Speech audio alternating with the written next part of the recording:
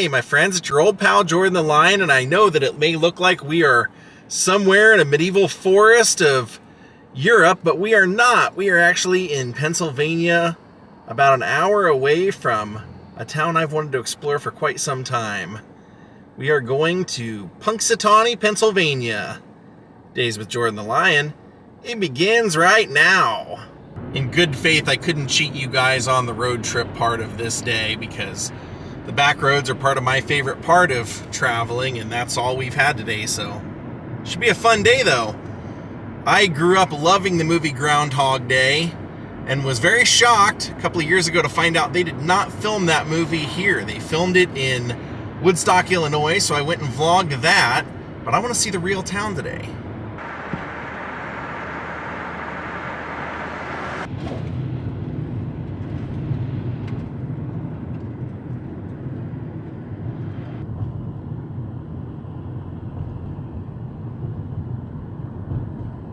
There we go, we're close. All right, my friends, we have made it. We have made it to the real Punxsutawney, and hopefully by the end of today, we will meet the famous weatherman, Punxsutawney Phil. Right now, we are at Gobbler's Knob. He's a happy looking guy though, gotta give him credit. And I love that he's got the weather report there. Weather capital of the world. This is actually, I believe, a tradition that went back to old Europe. In Northern Ireland and England, they used to do the process with foxes and bears. And they would wake these animals up every year on February 2nd to see if they saw their shadow. Now here they tell us the story. As early as 1886, German immigrants here observed Groundhog Day and established the Punxsutawney Groundhog Club in 1899. According to folklore, if the hibernating groundhog known as Punxsutawney Phil leaves its burrow on February 2nd and sees its shadow, there will be 6 more weeks of winter.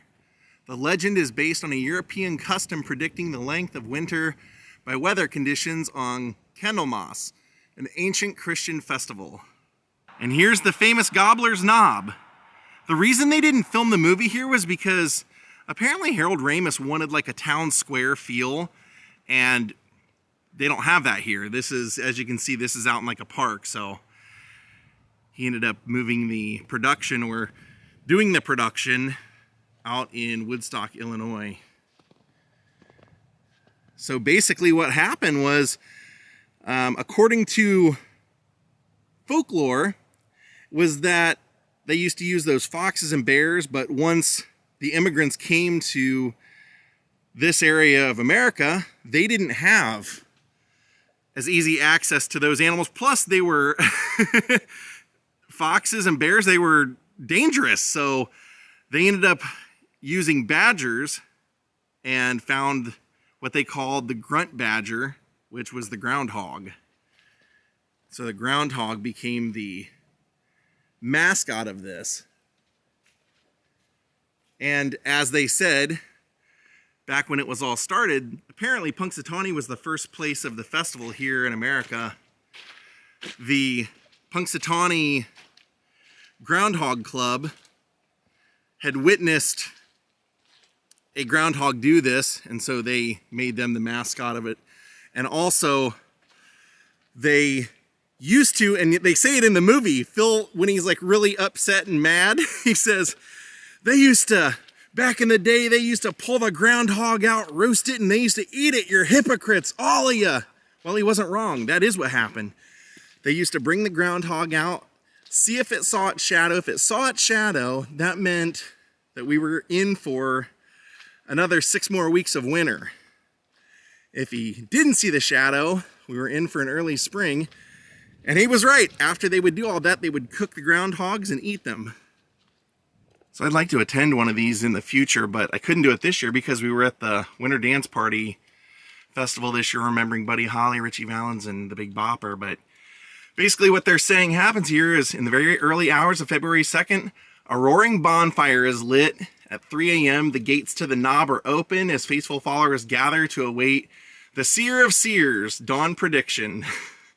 Shuttle buses from various stops around Punxsutawney run from 3 a.m. to 6 a.m. to transport Phil's fans to a natural amphitheater in the woods, which is where we are, and they await daylight. The crowd enjoys entertainment, a pre-dawn fireworks show, shown here, and the anticipation of the appearance of Phil.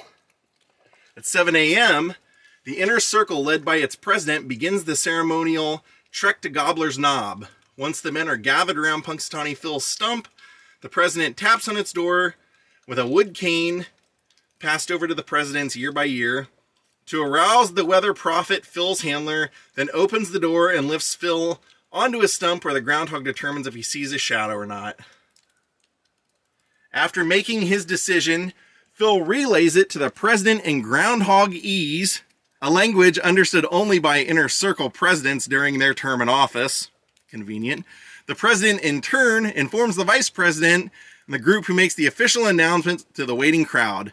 Says Phil's prediction is recorded annually in the National Archives, and this says he has 100% accuracy.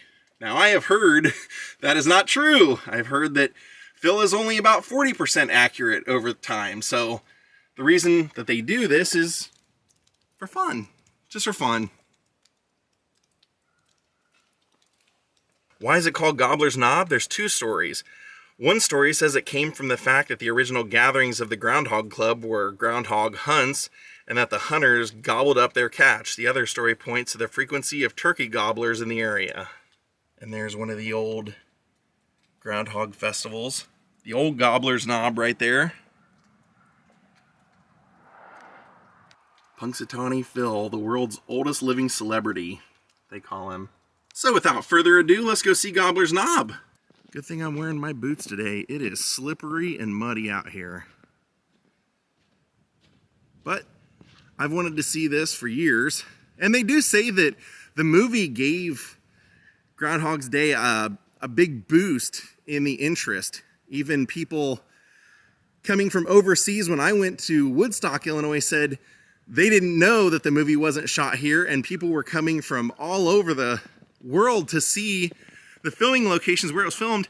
She said people had been there and said, well, last year we went to the Punxsutawney location. Hey, there's Phil.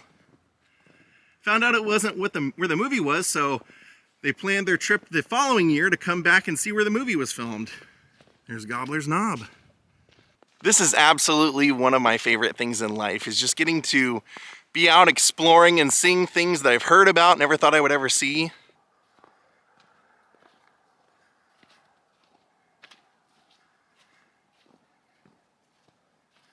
As I'm out here, I just keep hearing that weatherman song from Groundhog's Day. I'm gonna warm you up, 'cause I'm your weatherman. Now that I'm seeing the stump, I'm thinking of Brian Doyle Murray doing his seer of seers, prognosticator of prognosticators. I definitely see a shadow.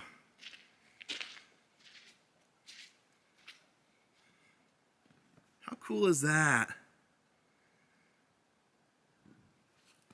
Be a lot cooler once we get up here on stage. Take it all in. Looks like they even leave the door open so you can... So that's where Phil gets perched up after they pull him out. Come out here, knock on the door. Phil, I hope you're not in there right now and that I woke you up. There's his little nest. This is so cool. I'm nerding out right now.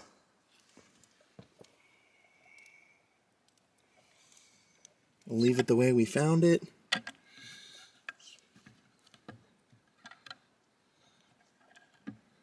So they pull him out, put him right up here, determine whether they see a shadow.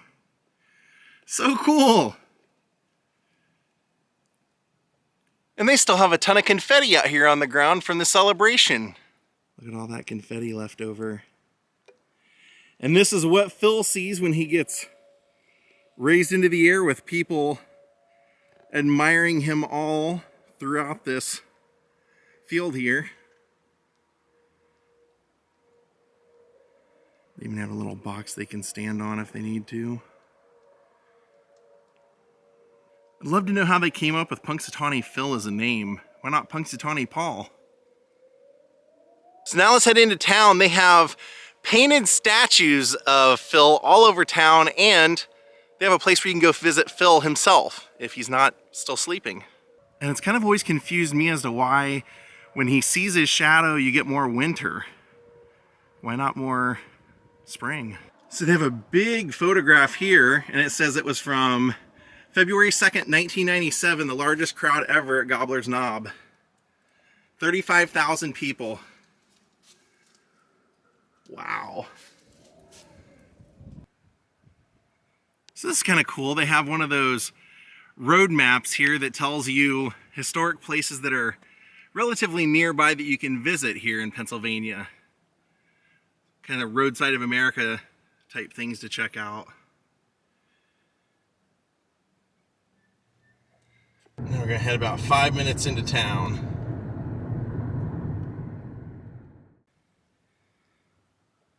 Also, if you watched the show Return to Amish, that was based out of Punxsutawney also. They really put Phil to work here.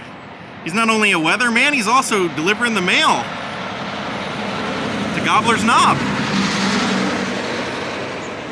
Pretty cool. He's even got his name on his badge there. See if we can find some more. Phil's everywhere. Here we have Punxsutawney Phil the bagpiper. That's an interesting one.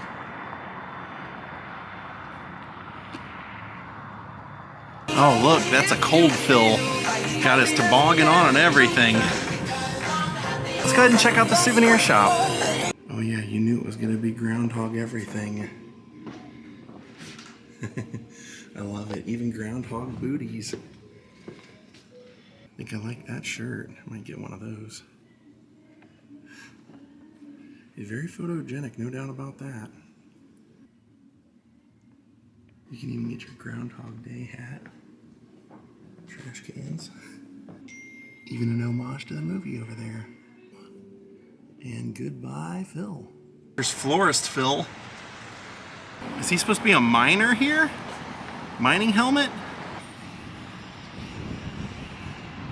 Here's another Phil. A formal Phil. And this is actually kind of where the town square in this town actually is, but they don't hold the festival here, so. But it kind of looks like for the movie, if they would have wanted to, they could have filmed here probably. It's got the same kind of layout as Woodstock, Illinois. But Phil is actually right over there, the real Phil. Let's go see him after we see this, this little town square here. This little, because it looks like they might have at one point had the festival up here. Maybe it was changed over time.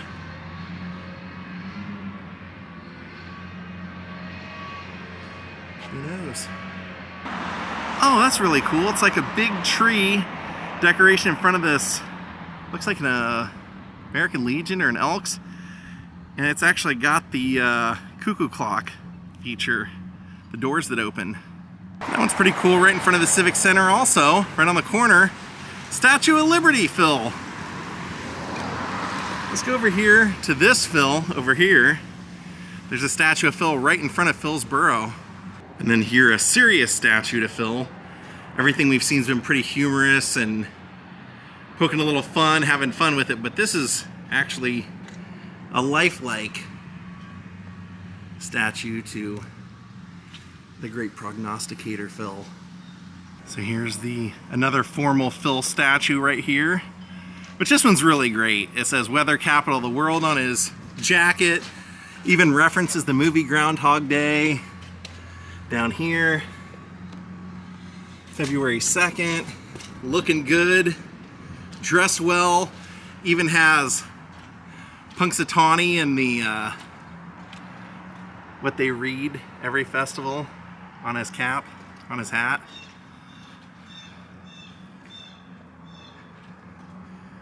But right over here is where Phil lives throughout the year.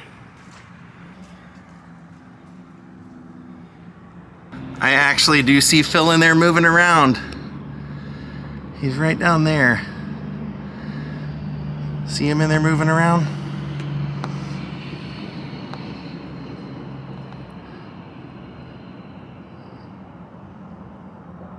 Hey, Phil! Let's go inside the public library. That's where this is. They have windows inside there you can see. Oh, wow, look at his back. The back has the whole festival, like the whole celebration, up on Gobbler's Knob, including the pre-show fireworks. That is great. People holding signs, 6 more weeks. I love it. We might not be able to see him from this angle, but he's right underneath that wood right there. Oh yeah, there he is.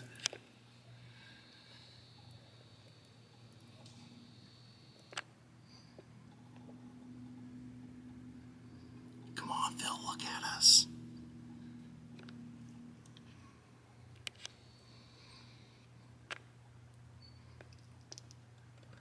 They gave him a pretty good little world to live in. He's got all kinds of food and places he can walk around and roam. You can even see his little stump there.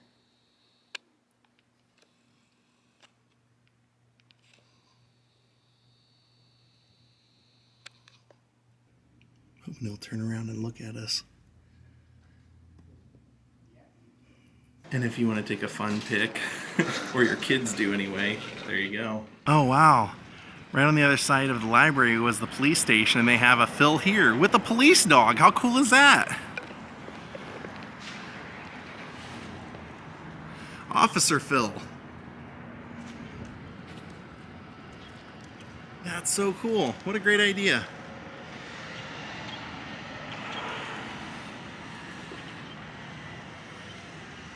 All right, my friends, I want to thank Deidre Ducci, Grace Bryant, Phyllis Young, Jackie Harrison, Wayne North, Elizabeth Smith Boykin, Donna Burnham, Renee Massey, Lisa Watkins, Linda Ellis, Ingrid Florio, and Latoya Thomas for becoming my newest Patreons. Thank you all for watching. I had a blast today. I hope you did too. Punxsutawney is a great little town. Until next time, have a great night and goodbye.